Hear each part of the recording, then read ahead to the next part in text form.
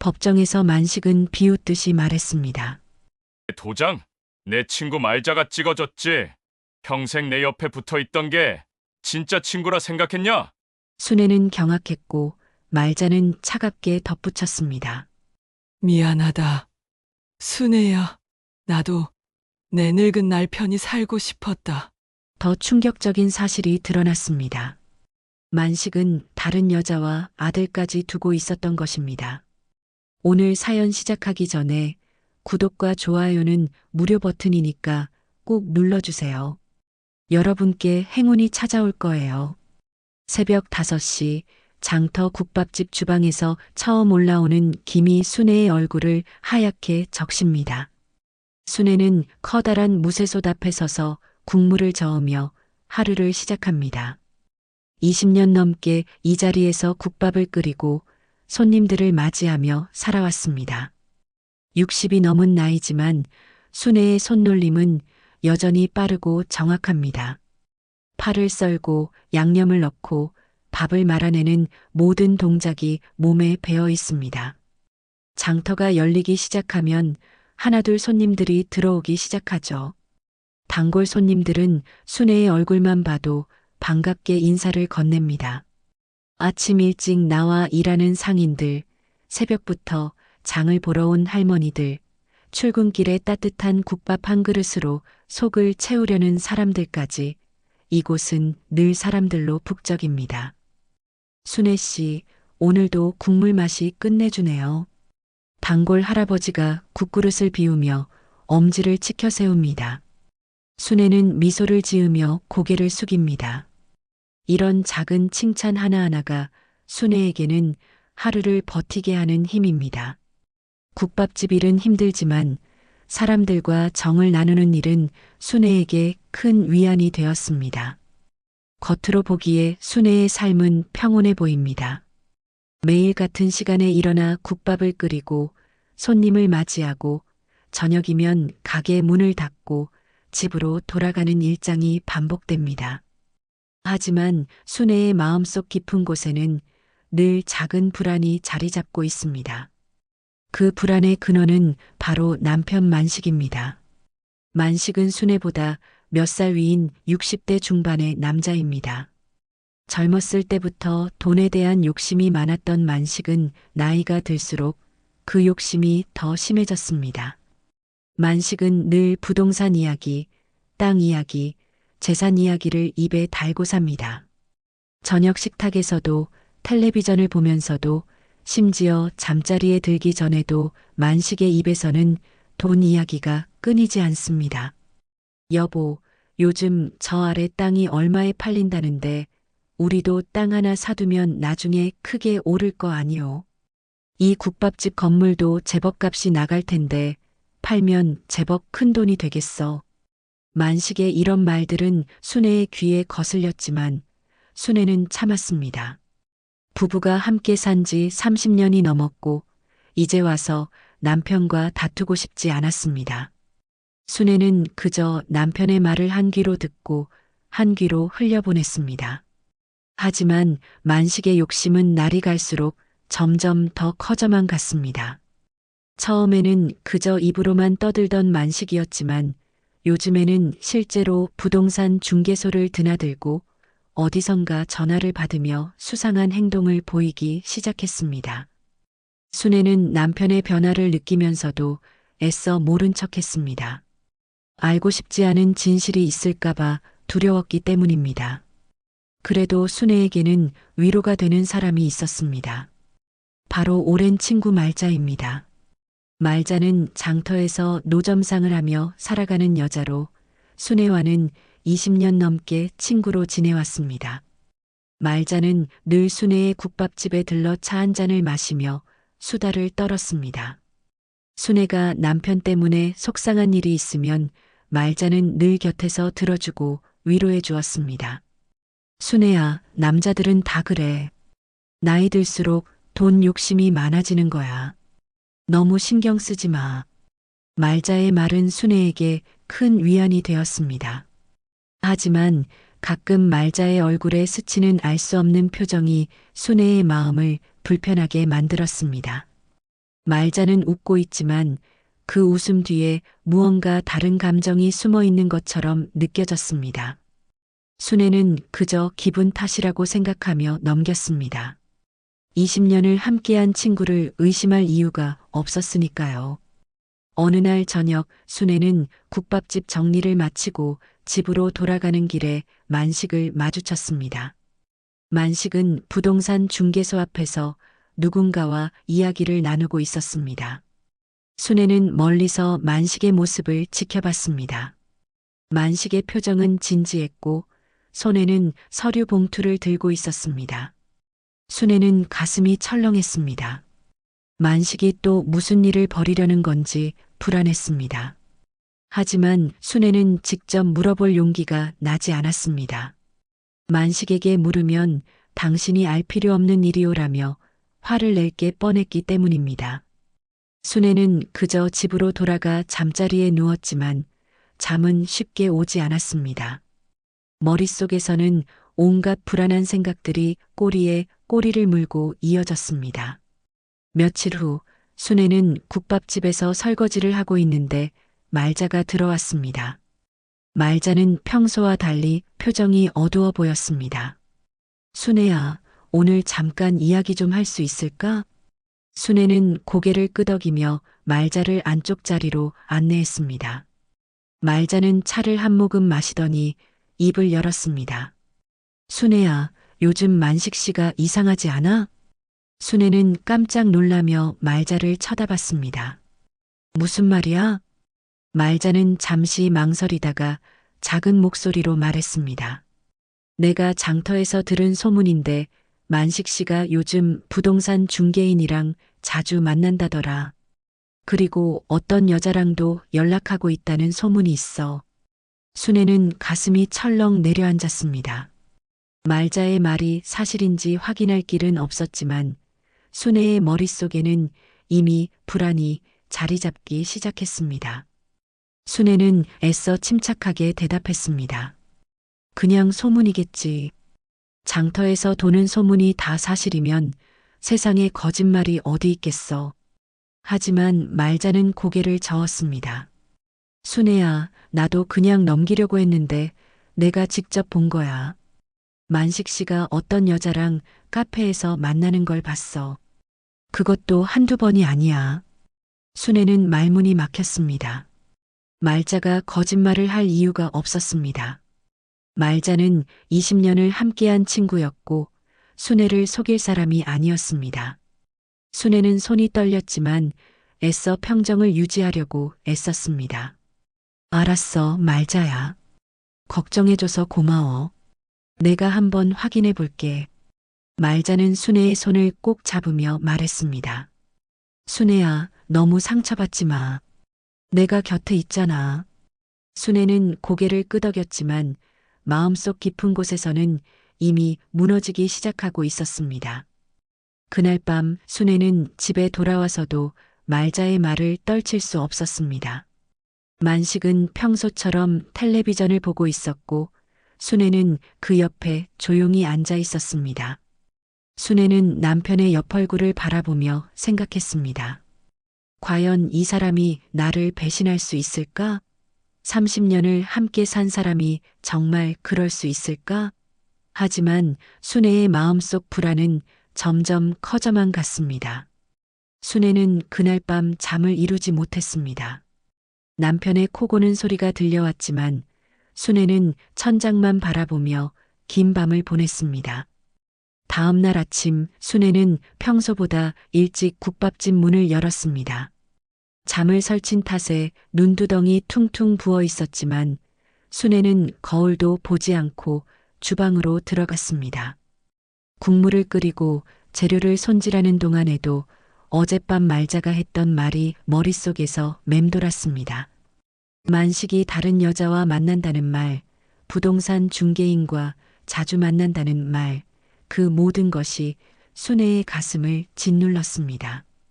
순애는 칼로 물을 썰면서도 손이 떨렸습니다. 집중하려고 애썼지만 자꾸만 불안한 생각들이 밀려왔습니다. 손님들이 하나둘 들어오기 시작했지만 순애는 평소처럼 밝은 얼굴로 맞이할 수가 없었습니다. 단골 할머니가 물었습니다.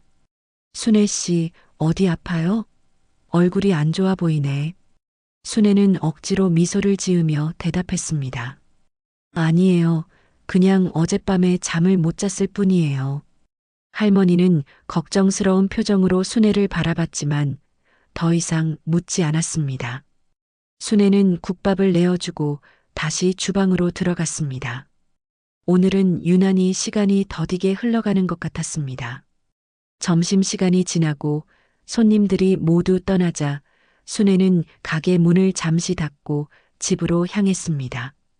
평소라면 저녁 장사 준비를 하느라 집에 갈 시간이 없었지만 오늘은 만식의 행동을 확인해야 한다는 생각에 집으로 발걸음을 옮겼습니다. 집에 도착하니 만식은 없었습니다. 순애는 거실을 둘러보다가 만식의 서류 가방이 소파 위에 놓여 있는 것을 발견했습니다. 순애는 잠시 망설였습니다.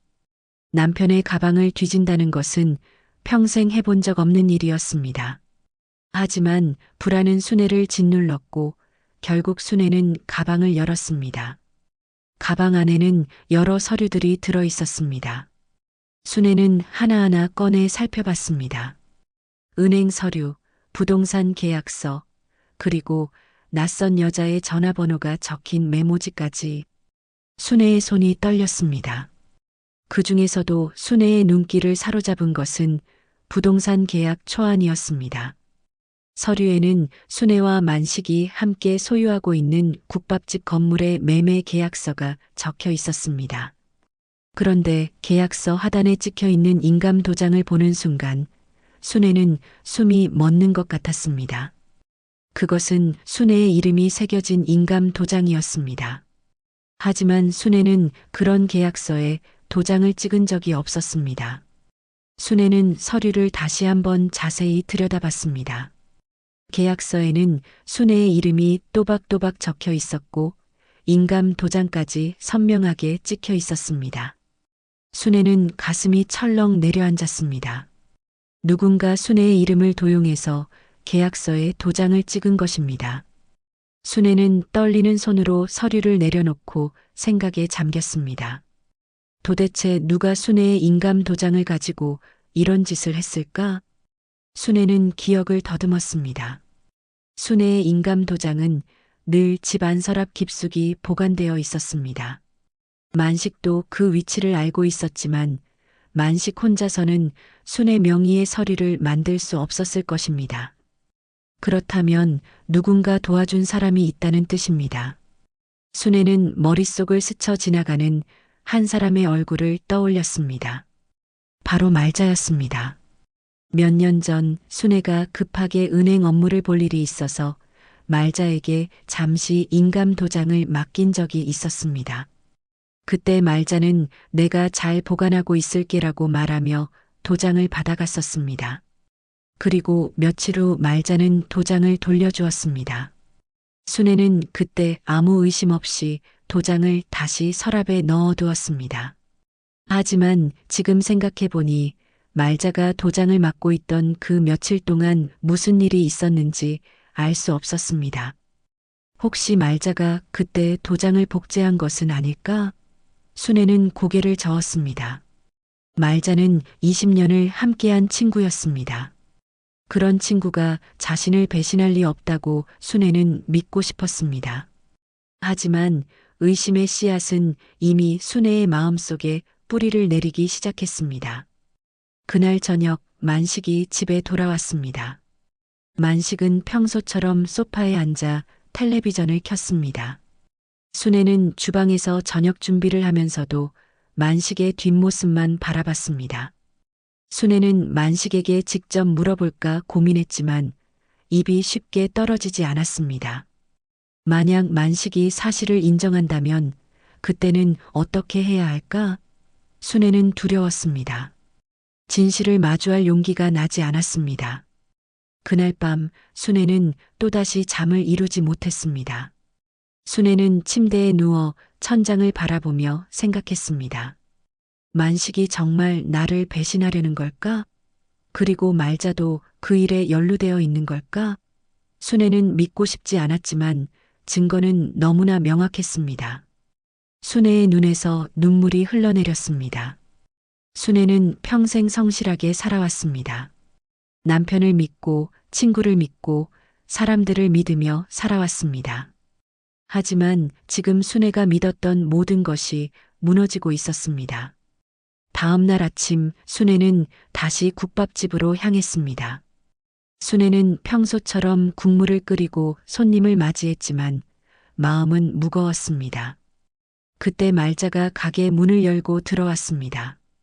말자는 평소처럼 밝은 얼굴로 순애에게 인사를 건넸습니다. 순애야, 어제는 좀 어땠어? 내 말 듣고 많이 놀랐지? 순애는 말자를 바라보며 대답했습니다. 응, 좀 놀랐어. 그런데 말자야, 너 혹시 내 인감 도장 맡았던 거 기억나? 말자의 표정이 순간 굳었습니다. 하지만 곧 말자는 웃으며 대답했습니다. 그럼 기억하지. 왜? 무슨 일 있어? 순애는 잠시 망설이다가 입을 열었습니다. 아니, 그냥 갑자기 생각나서. 말자는 고개를 끄덕이며 차를 마셨습니다. 하지만 순애는 말자의 눈빛에서 뭔가 불편한 감정을 느꼈습니다. 순애는 더 이상 묻지 않았습니다. 하지만 순애의 마음속에서는 의심이 점점 커져만 갔습니다. 며칠이 지났지만 순애의 마음은 여전히 무겁기만 했습니다. 국밥집 일을 하면서도 자꾸만 부동산 계약서에 찍힌 인감 도장이 떠올랐습니다. 순애는 진실을 알아야 한다는 생각이 들었습니다. 이대로 모른 척하고 넘어갈 수는 없었습니다. 순애는 결심했습니다. 만식의 행동을 직접 확인해 보기로 한 것입니다. 어느 날 오후 순애는 국밥집 문을 일찍 닫았습니다. 단골 손님들이 의아해하며 물었지만 순애는 오늘은 급한 일이 있어서요라고만 대답했습니다. 순애는 만식이 자주 들르는 부동산 중개소 근처로 향했습니다. 순애는 중개소 맞은편 카페에 자리를 잡고 앉았습니다. 창가 자리에서 중개소 입구가 훤히 보였습니다. 순애는 커피를 주문하고 기다렸습니다. 1시간쯤 지났을까 익숙한 뒷모습이 중개소로 들어가는 것이 보였습니다. 바로 만식이었습니다. 순애는 가슴이 쿵 내려앉았습니다. 만식은 손에 서류 봉투를 들고 있었고 표정은 진지했습니다. 순애는 숨을 죽이고 지켜봤습니다. 얼마 후 만식이 중개소에서 나왔습니다. 그런데 만식 옆에는 낯선 여자가 함께 있었습니다. 40대 중반쯤 되어 보이는 여자는 화려한 옷차림에 진한 화장을 하고 있었습니다. 만식과 그 여자는 마치 오래 알고 지낸 사이처럼 편안하게 이야기를 나누며 걸어갔습니다. 순애는 그 모습을 보며 눈물이 핑 돌았습니다. 하지만 순애는 참았습니다. 아직 확실한 증거를 본 것은 아니었으니까요. 순애는 조심스럽게 두 사람의 뒤를 따라갔습니다. 만식과 그 여자는 근처 식당으로 들어갔습니다. 순애는 식당 밖에서 망설였습니다. 안으로 들어가서 직접 확인할까 아니면 그냥 돌아갈까? 순애의 마음은 혼란스러웠습니다. 하지만 순애는 용기를 내어 식당 안으로 들어갔습니다. 다행히 만식과 그 여자는 안쪽 자리에 앉아 있어서 순애를 눈치채지 못했습니다. 순애는 입구 근처 자리에 조용히 앉아 두 사람의 대화를 엿들었습니다. 이번 주 안에 계약을 마무리 지으면 돼요. 그러면 돈이 바로 들어올 거예요. 만식의 목소리였습니다. 순애는 가슴이 철렁했습니다. 그런데 순애 씨는 모르는 거죠? 나중에 알게 되면 어떡하려고요? 여자의 목소리가 들렸습니다. 순애는 귀를 기울였습니다. 걱정 마요. 순애는 아무것도 몰라요. 서류에 도장만 찍혀 있으면 되는 거니까. 말자가 이미 다 처리해놨어요. 순애는 숨이 멎는 것 같았습니다. 말자라는 이름이 만식의 입에서 나온 것입니다. 순애는 믿을 수 없었습니다. 평생 친구라고 믿었던 말자가 정말 만식과 한패였던 것입니다. 순애는 더 이상 듣고 싶지 않았습니다. 순애는 자리에서 일어나 식당을 나왔습니다. 밖으로 나오자마자 순애는 주저앉고 싶었지만 간신히 버티며 걸음을 옮겼습니다. 집으로 돌아온 순애는 침대에 쓰러져 울음을 터뜨렸습니다. 30년을 함께 산 남편이 자신을 배신했다는 사실도 충격적이었지만 20년을 함께한 친구가 그 배신에 가담했다는 사실이 더 큰 충격이었습니다. 순애는 자신이 그동안 얼마나 순진했는지 깨달았습니다. 사람을 믿고 정을 나누며 살아온 세월이 무색하게 느껴졌습니다. 순애는 한참을 울고 나서야 정신을 차렸습니다. 이대로 주저앉을 수는 없었습니다. 순애는 싸워야 했습니다. 자신의 재산을, 자신의 삶을 지켜야 했습니다. 다음 날 순애는 국밥집 문을 열지 않았습니다. 대신 법률 상담소를 찾아갔습니다. 순애는 변호사에게 모든 상황을 설명했습니다. 부동산 계약서, 위조된 인감도장, 남편의 배신, 친구의 공모까지. 변호사는 심각한 표정으로 고개를 끄덕였습니다. 순애 씨, 이건 명백한 사문서 위조입니다. 그리고 재산을 부당하게 처분하려는 시도이기도 하고요. 지금 당장 고소를 진행하셔야 합니다. 순애는 고개를 끄덕였습니다. 하지만 마음 한편으로는 여전히 혼란스러웠습니다. 남편을 고소한다는 것, 친구를 고소한다는 것이 현실로 다가오니 두려웠습니다. 하지만 변호사는 단호하게 말했습니다. 순애 씨, 지금 결단을 내리지 않으면 모든 재산을 잃게 됩니다. 이미 계약 진행이 상당히 진척되어 있어요. 시간이 없습니다. 순애는 깊은 숨을 들이마셨습니다. 그리고 결심했습니다. 알겠습니다. 고소하겠습니다. 변호사는 즉시 서류 작업에 들어갔습니다. 순애는 필요한 서류들을 제출하고 진술서를 작성했습니다. 모든 과정이 끝나고 상담소를 나오는 순애의 발걸음은 무겁기만 했습니다. 하지만 순애는 알고 있었습니다. 이것이 자신을 지키는 유일한 방법이라는 것을요. 그날 저녁 순애가 집에 돌아오자 만식이 거실에 앉아 있었습니다. 만식은 평소처럼 텔레비전을 보고 있었지만 순애는 더 이상 참을 수 없었습니다. 순애는 만식 앞에 섰습니다. 여보, 나한테 할 말 없어요? 만식은 순애를 쳐다보며 시큰둥하게 대답했습니다. 무슨 말?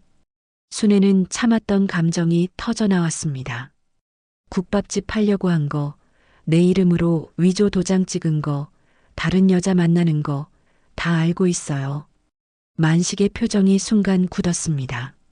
하지만 곧 만식은 비웃듯이 웃으며 말했습니다. 알면 어쩔 건데? 이미 다 진행된 일이야. 당신이 뭘 할 수 있다고 생각해?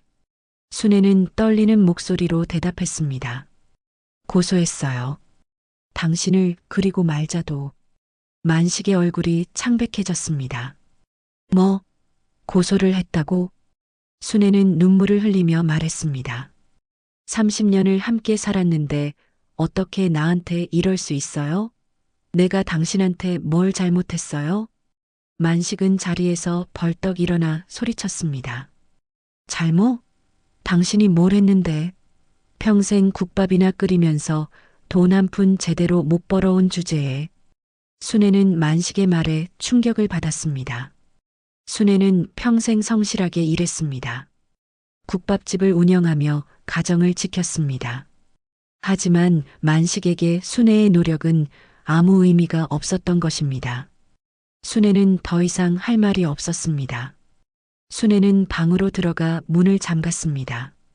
그날 밤 순애는 또다시 잠을 이루지 못했습니다. 하지만 이번에는 눈물이 나오지 않았습니다. 대신 순애의 마음속에는 단단한 결심이 자리 잡았습니다. 순애는 절대로 지지 않을 것입니다. 자신의 재산을, 자신의 삶을, 자신의 존엄을 반드시 지켜낼 것입니다. 다음 날 아침 순애는 평소보다 일찍 일어났습니다. 어젯밤 만식과의 대치 이후 순애는 더 이상 망설이지 않기로 했습니다. 순애는 국밥집으로 향했습니다. 오늘도 손님들은 언제나처럼 국밥집 문을 열고 들어왔습니다. 순애는 최대한 평온한 얼굴로 손님들을 맞이했습니다. 하지만 마음속은 여전히 복잡했습니다. 점심시간이 지나고 순애가 설거지를 하고 있을 때 말자가 가게 문을 열고 들어왔습니다. 말자는 평소처럼 밝은 얼굴로 인사를 건넸습니다. 순애야, 오늘 손님 많았어? 순애는 말자를 바라봤습니다. 20년을 함께한 친구의 얼굴이었지만 이제는 낯설게만 느껴졌습니다. 순애는 차가운 목소리로 대답했습니다. 말자야, 우리 이야기 좀 해야 할 것 같아. 말자는 순애의 표정을 보며 무언가 이상함을 느낀 듯 했습니다. 하지만 곧 평소처럼 웃으며 대답했습니다. 무슨 이야기? 뭐 심각한 일이라도 있어? 순애는 깊은 숨을 들이마셨습니다. 그리고 단호하게 물었습니다. 말자야, 너 만식이랑 무슨 짓을 한 거야? 내 인감 도장으로 계약서에 도장을 찍은 거 다 알고 있어. 말자의 얼굴이 순간 굳었습니다. 평소의 밝은 표정은 사라지고 창백한 얼굴만 남았습니다. 말자는 잠시 말없이 순애를 바라보다가 입을 열었습니다. 순애야, 미안해. 순애는 말자의 사과를 듣고 가슴이 무너져 내렸습니다. 말자가 사과를 한다는 것은 모든 것이 사실이라는 뜻이었습니다. 순애는 떨리는 목소리로 물었습니다. 왜 그랬어? 우리 20년을 친구로 지냈잖아. 내가 너한테 뭘 잘못했길래 이런 짓을 한 거야? 말자는 고개를 숙였습니다. 그리고 조용히 대답했습니다. 순애야, 나도 내 삶이 힘들었어. 장터에서 노점상하면서 하루하루 근근히 살아가는 게 너무 지쳤어. 만식 씨가 돈을 준다고 했을 때 나는 거절할 수 없었어. 내 늙은 날을 편하게 살고 싶었던 거야. 순애는 믿을 수 없다는 표정으로 말자를 바라봤습니다. 돈 때문에 나를 배신한 거야? 우리 우정이 그렇게 싼 거였어? 말자는 눈물을 흘리며 대답했습니다.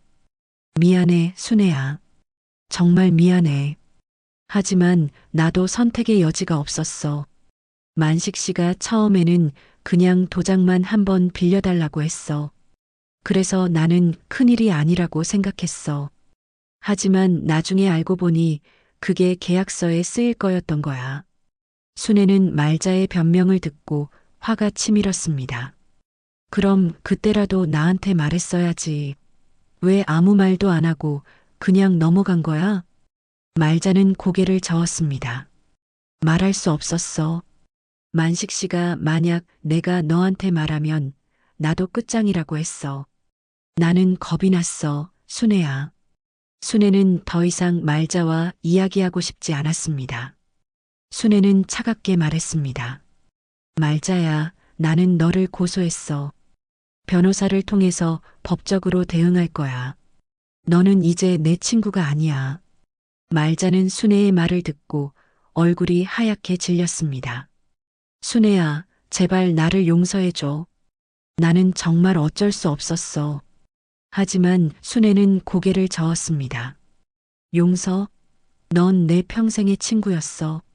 하지만 넌 그 우정을 돈과 바꿨어. 나는 더 이상 너를 용서할 수 없어. 말자는 울면서 가게를 나갔습니다. 순애는 말자의 뒷모습을 바라보며 눈물을 흘렸습니다.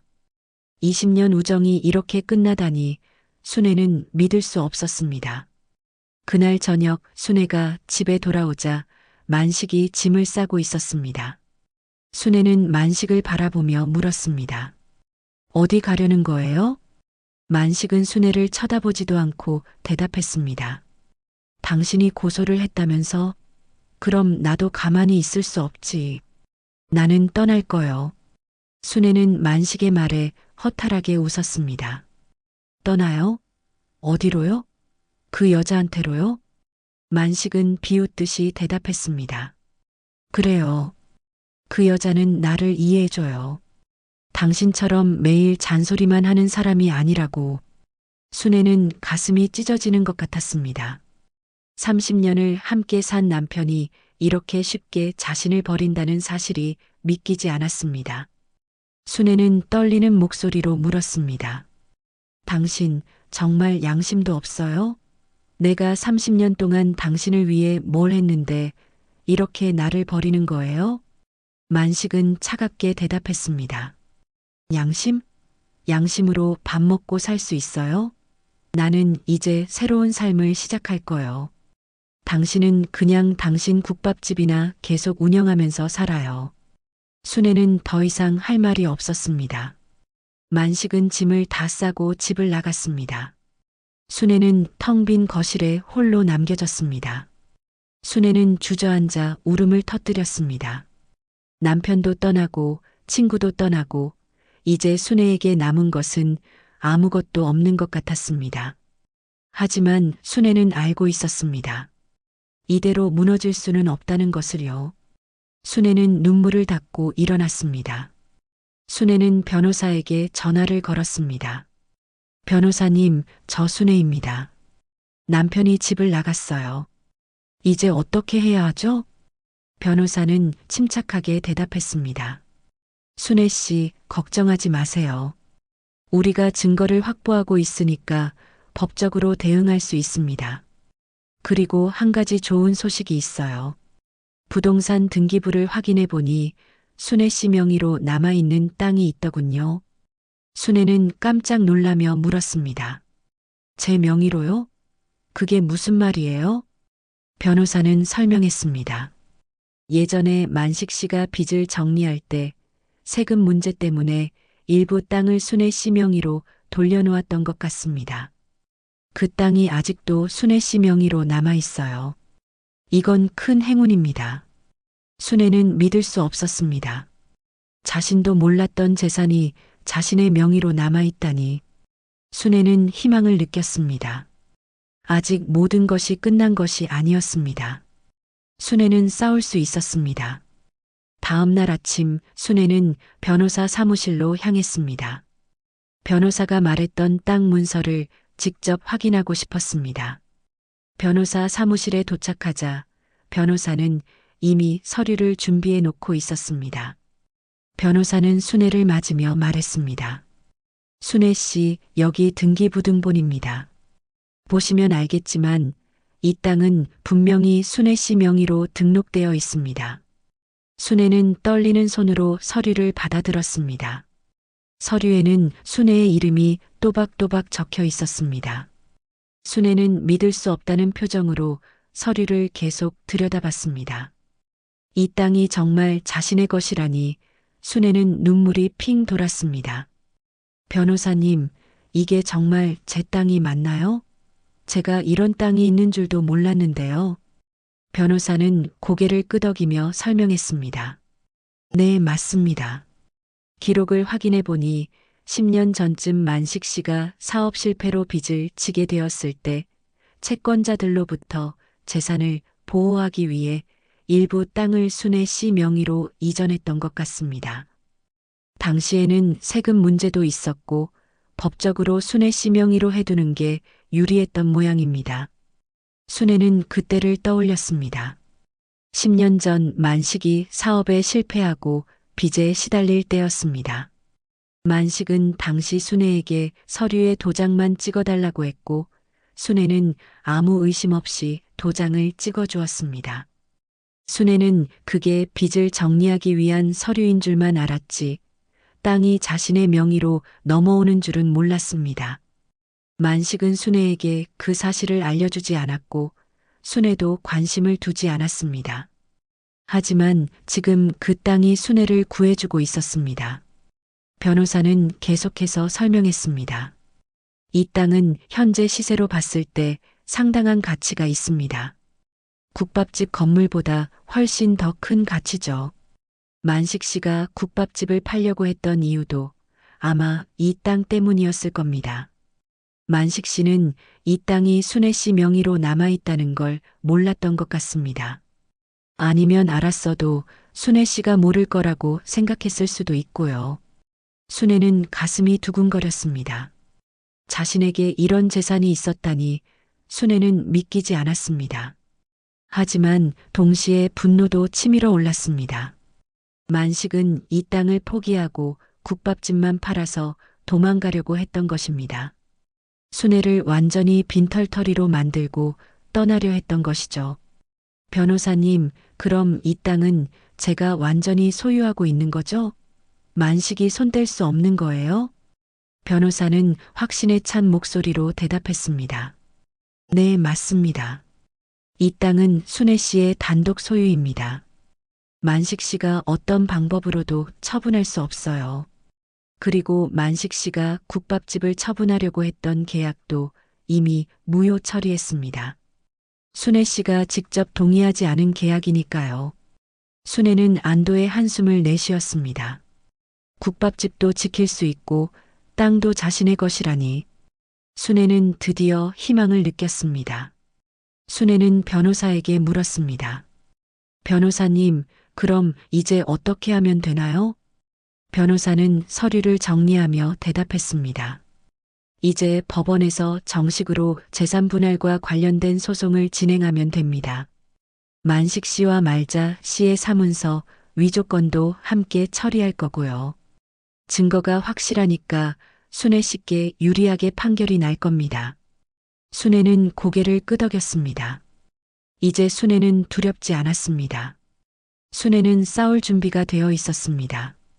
며칠 후 순애는 부동산 사무실을 직접 찾아갔습니다. 자신의 땅이 정확히 어디에 있는지, 얼마나 큰지 확인하고 싶었습니다. 부동산 직원은 순애를 반갑게 맞이하며 지도를 펼쳤습니다. 순애 씨, 이 땅은 시 외곽에 위치해 있습니다.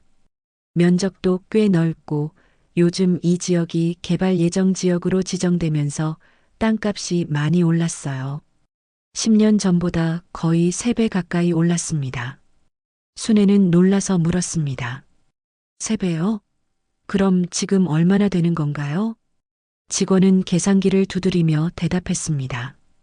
대략 5억 원 정도 됩니다. 앞으로 개발이 시작되면 더 오를 가능성도 있고요. 순애는 숨이 막혔습니다. 5억 원이라니. 순애는 평생 그렇게 큰 돈을 본 적이 없었습니다. 순애는 자신도 모르게 눈물을 흘렸습니다. 이 땅이 순애의 삶을 완전히 바꿔놓을 것이었습니다. 직원은 순애에게 물었습니다. 혹시 이 땅을 파실 생각이 있으세요? 지금 이 지역 땅을 찾는 사람들이 많아서 좋은 가격에 팔 수 있을 것 같은데요. 하지만 순애는 고개를 저었습니다. 아니요, 아직은 팔 생각이 없어요. 일단은 제가 가지고 있을 거예요. 순애는 이 땅을 함부로 처분하고 싶지 않았습니다. 이 땅은 순애가 다시 일어설 수 있게 해준 소중한 자산이었습니다. 부동산 사무실을 나온 순애는 국밥집으로 향했습니다. 오랜만에 가게 문을 열자 단골 손님들이 하나둘 들어오기 시작했습니다. 단골 할머니가 물었습니다. 순애 씨, 요즘 가게 문을 자주 닫더니 무슨 일 있었어요? 순애는 미소를 지으며 대답했습니다. 네, 좀 복잡한 일이 있었는데 이제 다 해결됐어요. 할머니는 안심한 표정으로 고개를 끄덕였습니다. 순애는 국밥을 끓이며 생각했습니다. 비록 남편과 친구에게 배신당했지만 순애에게는 여전히 이 국밥집이 있었습니다. 그리고 순애를 믿고 찾아오는 손님들이 있었습니다. 순애는 이제 혼자서도 충분히 살아갈 수 있다는 확신이 들었습니다. 그날 저녁 순애는 변호사로부터 전화를 받았습니다. 순애 씨, 좋은 소식이 있습니다. 법원에서 재산분할 소송 날짜가 잡혔어요. 그리고 만식 씨 쪽에서도 연락이 왔는데 협상을 하고 싶다고 하더군요. 순애는 차갑게 대답했습니다. 협상은 필요 없어요. 법대로 하면 됩니다. 변호사는 잠시 침묵하다가 말했습니다. 알겠습니다. 그럼 법원에서 뵙겠습니다. 순애는 전화를 끊고 창밖을 바라봤습니다. 이제 모든 것이 법정에서 결정될 것입니다. 순애는 두렵지 않았습니다. 순애는 자신이 옳다는 것을 알고 있었으니까요. 법원 날짜가 다가오면서 순애는 마음의 준비를 했습니다. 변호사는 순애에게 필요한 서류들을 모두 준비해 주었고 승소 가능성이 높다고 여러 번 안심시켜 주었습니다. 하지만 순애의 마음속에는 여전히 불안이 남아 있었습니다. 법정에서 만식과 말자를 다시 마주해야 한다는 사실이 순애를 긴장하게 만들었습니다. 법원에 가기 며칠 전 순애는 국밥집에서 평소처럼 일하고 있었습니다. 그때 낯선 남자가 가게 문을 열고 들어왔습니다. 40대 후반쯤 되어 보이는 남자는 정장을 입고 있었고 표정은 진지했습니다. 남자는 순애에게 다가와 명함을 건넸습니다. 안녕하세요, 순애 씨. 저는 김 변호사라고 합니다. 만식 씨의 변호를 맡고 있습니다. 순애는 명함을 받아들고 차갑게 대답했습니다. 무슨 일로 오셨어요? 김 변호사는 조심스럽게 말했습니다. 순애 씨, 만식 씨가 협상을 원합니다. 법정까지 가지 말고 서로 합의를 보는 게 어떨까 해서요. 순애는 비웃듯이 대답했습니다. 협상이요? 무슨 협상을 하자는 건가요? 김 변호사는 서류 봉투를 꺼내며 설명했습니다. 만식 씨가 국밥집에 대한 권리를 포기하겠다고 합니다. 대신 순애 씨 명의로 된 땅의 절반만 달라고 하는데요. 순애는 황당하다는 표정으로 김 변호사를 바라봤습니다. 땅의 절반요? 그게 말이 됩니까? 그 땅은 제 명의로 되어 있는데 왜 만식한테 절반을 줘야 하죠? 김 변호사는 난처한 표정을 지으며 말했습니다. 법적으로는 부부 공동 재산이기 때문에 만식 씨도 권리를 주장할 수 있습니다. 물론 법원에서 최종 판결이 나겠지만 소송이 길어지면 순애 씨도 힘드실 겁니다. 그러니 합의를 보시는 게 어떨까 싶어서요. 순애는 단호하게 고개를 저었습니다. 안 됩니다. 만식은 저를 배신했어요. 제 인감 도장을 위조해서 재산을 빼돌리려고 했고 다른 여자와 바람까지 폈어요. 그런 사람한테 제가 왜 땅을 나눠줘야 하나요? 김 변호사는 한숨을 쉬며 말했습니다. 순애 씨 마음은 충분히 이해합니다. 하지만 법은 감정과는 별개입니다. 만식 씨도 법적으로 권리를 주장할 수 있어요. 순애는 더 이상 들을 필요가 없다고 판단했습니다. 변호사님, 저는 법정에서 만나겠습니다. 협상은 없습니다. 김 변호사는 어쩔 수 없다는 듯 고개를 끄덕이고 가게를 나갔습니다. 순애는 김 변호사의 뒷모습을 바라보며 생각했습니다. 만식이 협상을 제안했다는 것은 만식도 불리하다는 것을 알고 있다는 뜻이었습니다. 순애는 더욱 확신이 들었습니다. 며칠 후 드디어 법원에 출석하는 날이 왔습니다. 순애는 변호사와 함께 법원에 도착했습니다. 법정 앞 복도에서 순애는 만식과 말자를 마주쳤습니다. 만식은 순애를 보자마자 고개를 돌렸고 말자는 고개를 숙인 채 서 있었습니다. 순애는 두 사람을 담담하게 바라봤습니다. 더 이상 분노도 슬픔도 느껴지지 않았습니다. 그저 낯선 사람들을 보는 것 같았습니다. 법정 문이 열리고 재판이 시작되었습니다. 판사는 양쪽의 주장을 듣기 시작했습니다. 만식의 변호사는 땅이 부부 공동 재산이므로 만식에게도 권리가 있다고 주장했습니다. 하지만 순애의 변호사는 만식이 순애의 인감을 위조하여 재산을 부당하게 처분하려 했고 이는 명백한 범죄 행위라고 반박했습니다. 재판은 몇 시간 동안 이어졌습니다. 재판 중간에 순애의 변호사는 중요한 증거를 제출했습니다. 부동산 중개소에서 확보한 계약서, 원본과 만식이 낯선 여자와 주고받은 문자 메시지 기록이었습니다. 문자 메시지에는 만식이 그 여자와 함께 새로운 삶을 시작하려는 계획이 적혀 있었습니다. 더 충격적인 것은 만식이 그 여자와 이미 아들을 두고 있다는 사실이었습니다. 만식은 순애 몰래 다른 가정을 꾸리고 있었던 것입니다. 순애는 그 사실을 듣고 가슴이 무너져 내렸습니다. 만식의 배신이 이 정도까지일 줄은 몰랐습니다. 순애는 눈물을 참으며 판사를 바라봤습니다. 판사는 심각한 표정으로 서류를 검토하고 있었습니다. 판사는 만식을 향해 물었습니다. 피고인은 이 문자 메시지 내용이 사실입니까? 만식은 한동안 말이 없었습니다.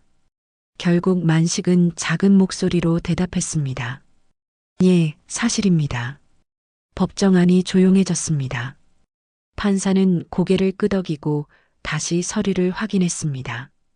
순애의 변호사는 계속해서 증거를 제시했습니다. 말자가 인감 도장을 복제한 정황, 만식과 말자가 공모하여 재산을 빼돌리려 했던 계획, 모든 것이 명확하게 드러났습니다.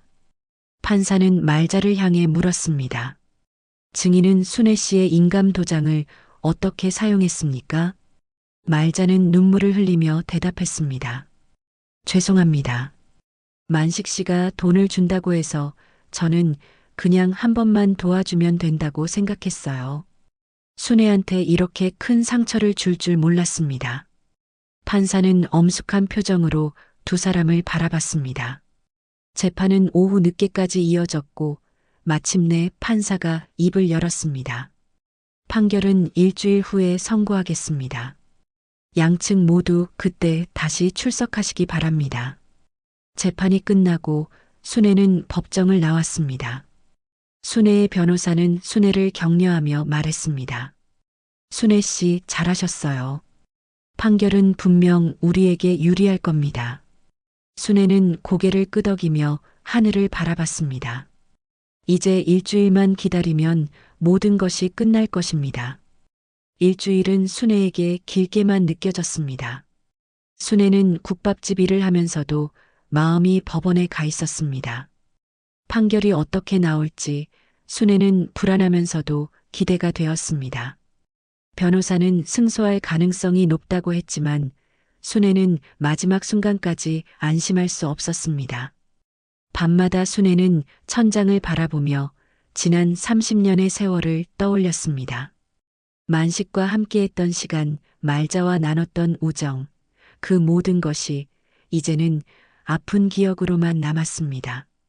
드디어 판결 날이 다가왔습니다. 순애는 아침 일찍 일어나 옷을 차려입었습니다. 거울 속 순애의 얼굴은 지쳐 보였지만 눈빛만은 단단했습니다. 순애는 변호사와 함께 법원으로 향했습니다. 법원 앞에는 이미 만식과 말자, 그리고 그들의 변호사가 서 있었습니다. 만식은 순애를 보자마자 고개를 돌렸고 말자는 여전히 고개를 숙이고 있었습니다. 순애는 두 사람을 보며 아무런 감정도 느끼지 않았습니다. 이제 순애에게 그들은 남이었습니다. 법정 문이 열리고 사람들이 하나둘 자리에 앉았습니다. 판사가 입장하자 법정 안이 조용해졌습니다. 판사는 서류를 정리하며 입을 열었습니다. 지금부터 순애 대 만식 재산 분할 및 사문서 위조 사건에 대한 판결을 선고하겠습니다. 순애는 가슴이 두근거렸습니다. 순애는 두 손을 꼭 쥐고 판사를 바라봤습니다. 판사는 차분한 목소리로 판결문을 읽기 시작했습니다. 먼저 사문서 위조건에 대해 판단하겠습니다. 피고 만식과 공모자 말자는 원고 순애의 동의 없이 인감 도장을 위조하여 부동산 계약서에 사용했습니다. 이는 명백한 사문서 위조 및 사기 행위에 해당합니다. 따라서 피고 만식과 공모자 말자에게 각각 징역 1년, 집행유예 2년을 선고합니다. 법정 안에서 작은 술렁임이 일었습니다. 만식과 말자는 창백한 얼굴로 고개를 숙였습니다. 판사는 계속해서 판결문을 읽었습니다. 다음으로 재산 분할건에 대해 판단하겠습니다.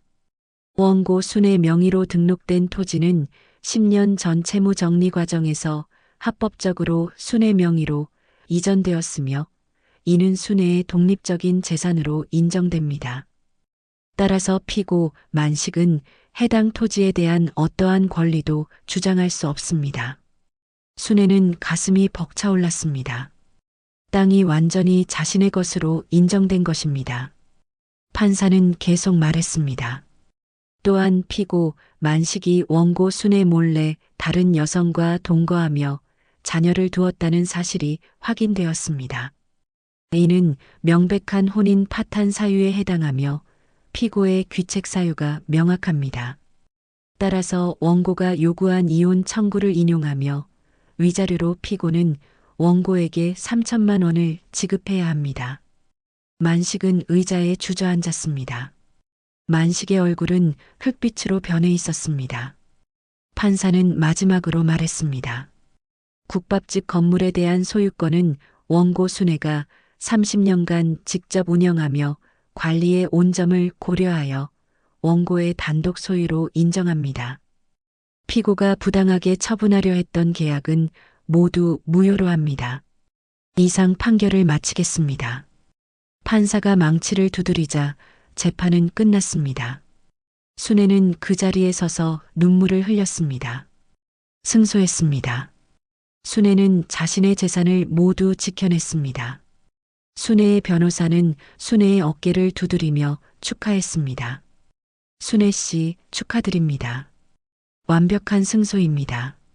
순애는 고개를 끄덕이며 눈물을 닦았습니다. 순애는 만식과 말자를 바라봤습니다. 만식은 고개를 떨구고 있었고 말자는 울고 있었습니다. 순애는 두 사람에게 다가가 차분하게 말했습니다.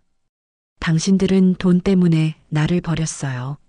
하지만 나는 돈 덕분에 내 삶을 지켰습니다.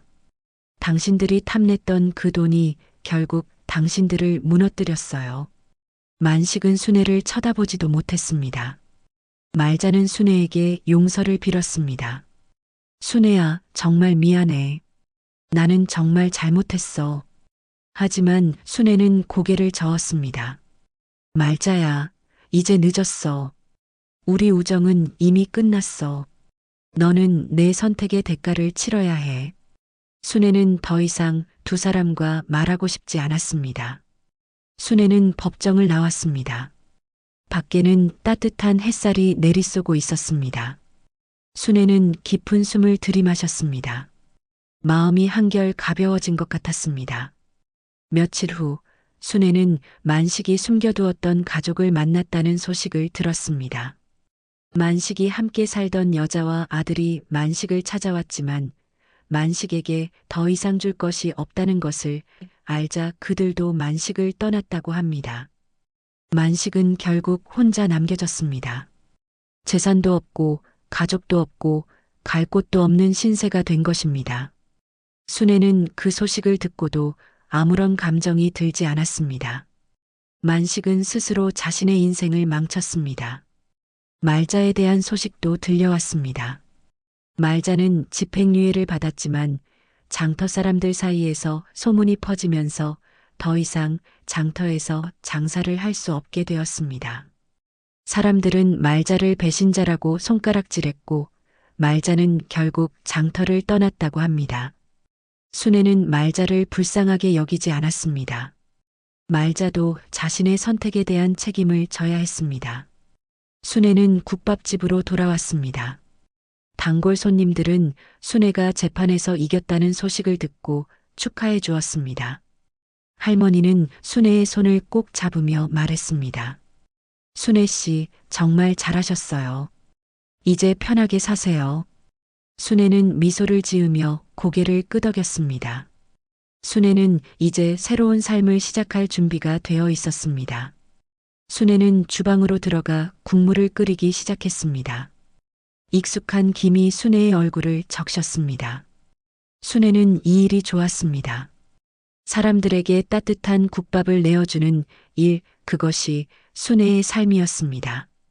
그리고 이제 그 삶은 온전히 순애의 것이었습니다. 재판이 끝나고 몇 달이 흘렀습니다. 계절은 어느새 가을로 접어들었고 장터에는 선선한 바람이 불어왔습니다. 순애는 매일 아침 국밥집 문을 열고 손님들을 맞이했습니다. 삶은 다시 평온을 찾아가는 것 같았습니다. 하지만 순애의 삶에는 큰 변화가 있었습니다. 이제 순애는 혼자가 아니었습니다. 순애는 자신의 힘으로 삶을 지켜냈고 그 과정에서 진정한 강인함을 발견했습니다. 더 이상 누군가에게 의지하지 않아도 순애는 충분히 혼자 설 수 있었습니다. 어느 날 순애는 자신이 소유한 땅을 직접 보러 갔습니다. 시 외곽에 위치한 그 땅은 생각보다 넓었고 주변 풍경도 아름다웠습니다. 가을 햇살이 땅 위에 따스하게 내려앉았고 바람에 흔들리는 억새풀이 은빛으로 반짝였습니다. 순애는 땅을 천천히 걸으며 생각했습니다. 이 땅을 어떻게 활용할까? 순애는 이 땅을 팔지 않기로 결심했습니다. 대신 이곳에 작은 쉼터를 만들어 사람들이 찾아올 수 있는 공간으로 만들고 싶었습니다. 순애는 평생 사람들에게 따뜻한 국밥을 내어주며 살아왔습니다.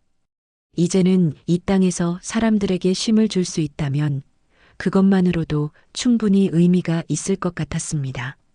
순애는 땅 한가운데 서서 깊은 숨을 들이마셨습니다. 가슴 깊은 곳에서 평화가 느껴졌습니다. 국밥집으로 돌아온 순애는 단골 손님들에게 그 이야기를 했습니다. 단골 할머니는 반가워하며 말했습니다. 순애 씨, 정말 좋은 생각이에요. 나도 나중에 그곳에 꼭 놀러 갈게요. 순애 씨 같은 사람이 만드는 곳이라면 분명 따뜻한 곳이 될 거예요. 순애는 미소를 지으며 고개를 끄덕였습니다. 순애는 이제 미래를 계획할 수 있게 되었습니다. 과거의 아픔은 여전히 마음 한편에 남아 있었지만 순애는 더 이상 그 아픔에 갇혀 있지 않았습니다. 순애는 앞으로 나아갈 준비가 되어 있었습니다. 며칠 후 순애는 국밥집 리모델링을 시작했습니다. 오래된 벽지를 새 것으로 바꾸고 낡은 테이블과 의자도 교체했습니다. 순애는 직접 가게 구석구석을 청소하고 정리했습니다. 새롭게 단장된 국밥집은 훨씬 밝고 깨끗해 보였습니다. 단골 손님들은 변화된 가게를 보고 감탄했습니다. 순애 씨, 가게가 완전히 새 것 같아요. 정말 멋져요. 순애는 뿌듯한 표정으로 대답했습니다. 이제 새로운 시작이에요. 이 가게도 제 삶도 모두 새롭게 시작하는 거죠. 어느 날 저녁 국밥집 문을 닫고 정리를 하는데 누군가 문을 두드렸습니다. 순애는 이상하게 여기며 문을 열었습니다. 문 앞에는 초라한 차림의 만식이 서 있었습니다. 만식은 순애를 보자마자 고개를 숙였습니다. 순애는 놀랐지만 차분하게 물었습니다. 무슨 일로 왔어요? 만식은 떨리는 목소리로 대답했습니다. 순애, 나 정말 미안해. 내가 잘못했어. 용서해 줄 수 있겠어? 순애는 만식을 바라봤습니다. 만식의 얼굴은 야위었고 눈빛은 초라했습니다. 옷은 낡았고 구두는 헤어져 있었습니다. 순애는 한때 이 사람과 30년을 함께 살았습니다. 하지만 이제 순애의 마음속에는 아무런 감정도 일어나지 않았습니다. 분노도 연민도 그 어떤 감정도 느껴지지 않았습니다. 순애는 조용히 말했습니다. 만식 씨, 용서는 나도 모르겠어요. 하지만 나는 이제 당신을 원망하지 않아요. 당신은 당신의 선택을 했고 나는 내 선택을 했어요. 우리는 이제 서로 다른 길을 가는 거예요. 만식은 눈물을 흘리며 말했습니다. 순애, 나는 이제 갈 곳도 없어. 함께 살던 여자도 아들도 다 나를 떠났어. 아무도 나를 받아주지 않아. 제발 날 좀 도와줘. 순애는 잠시 침묵했습니다. 순애는 만식을 불쌍하게 여기지 않았습니다. 만식은 스스로 이 상황을 만들었습니다. 만식은 욕심 때문에 가족을 버렸고 친구를 이용했고 결국 모든 것을 잃었습니다. 순애는 단호하게 말했습니다. 만식 씨, 나는 당신을 도와줄 수 없어요. 당신은 스스로 일어서야 해요. 나도 그렇게 했으니까. 당신이 나를 버렸을 때 나는 혼자 힘으로 일어섰어요. 이제 당신도 그렇게 해야 합니다. 만식은 더 이상 할 말이 없었습니다. 만식은 고개를 숙이고 돌아섰습니다. 순애는 만식의 뒷모습을 바라보며 문을 닫았습니다. 순애는 더 이상 만식에게 마음을 쓰고 싶지 않았습니다. 순애의 인생에서 만식은 이미 과거의 사람이었습니다. 다음 날 아침 순애는 평소처럼 국밥집 문을 열었습니다. 새벽 공기는 차가웠지만 상쾌했습니다. 순애는 주방으로 들어가 국물을 끓이기 시작했습니다. 김이 모락모락 올라오고 구수한 냄새가 가게 안을 가득 채웠습니다. 손님들이 하나둘 들어오기 시작했고 순애는 밝은 얼굴로 그들을 맞이했습니다. 어서 오세요. 오늘도 국물 맛이 끝내줍니다. 손님들은 웃으며 자리에 앉았습니다. 순애는 국밥을 내어주며 손님들과 이야기를 나눴습니다. 이것이 순애의 일상이었고 순애가 사랑하는 삶이었습니다. 순애는 더 이상 과거를 돌아보지 않았습니다. 순애는 앞만 보고 걸어갔습니다. 그날 오후 순애는 국밥집 간판을 새로 달았습니다. 간판에는 이렇게 적혀 있었습니다. 순애네 국밥집 마이너스 내 이름으로 지킨 내 삶의 터전. 순애는 간판을 바라보며 미소를 지었습니다. 이 국밥집은 순애의 것이었습니다. 순애는 30년 동안 이곳을 지켜왔고 앞으로도 계속 지켜나갈 것입니다. 누구도 이곳을 빼앗아갈 수 없었습니다. 저녁이 되자 단골 손님들이 새 간판을 보고 박수를 쳤습니다. 순애 씨, 간판 멋지네요. 정말 당당하고 좋아요. 순애는 손님들에게 국밥을 내어주며 말했습니다. 고맙습니다. 이제 이 가게는 진짜 제 것이에요. 누구도 빼앗아갈 수 없는 제 삶의 터전입니다. 저는 이곳에서 계속 여러분께 따뜻한 국밥을 내어드릴 거예요. 손님들은 순애를 응원하며 박수를 보냈습니다. 순애는 가슴이 벅차올랐습니다. 순애는 배신과 아픔을 겪었지만 결국 자신의 삶을 지켜냈습니다. 순애는 더 이상 누군가에게 의지하지 않았습니다. 순애는 자신의 힘으로 서 있었습니다.